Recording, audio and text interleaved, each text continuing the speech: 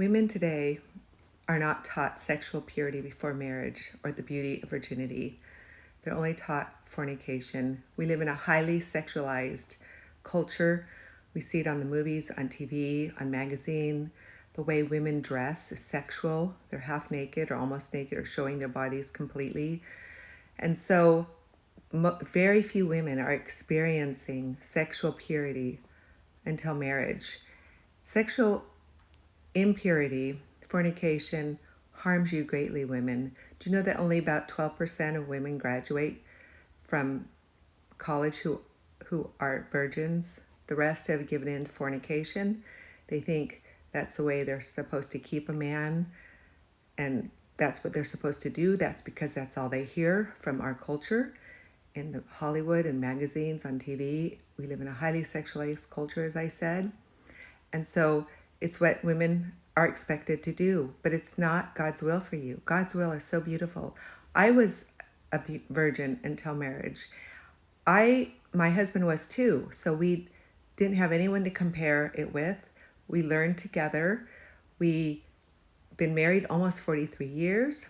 Neither of us have ever wanted to cheat on the other because we've only known each other. We don't have any desire to cheat on the other. And it's just protection. If you have self-control to be sexually pure before marriage, you will have self-control to be sexually pure after marriage. You don't have to worry about what to do if you get pregnant, because if you're married, you rejoice and you have a baby or many babies, and you won't have to worry about STDs. I can't stand going to the OB and them wanting to do a pap smear because I've never had sex with anybody else. I'm not going to get cervical cancer. And there's many benefits. God says to flee fornication because it's a sin against your own body. Do you know that sexual immorality, fornication, tears down nations? Read the story about Sodom and Gomorrah. It just leads to one bad thing after another. Don't even watch porn. Memorize Philippians 4:8. Dwell on the good and the lovely. Don't watch garbage shows. Don't read garbage books. Just dwell on the good.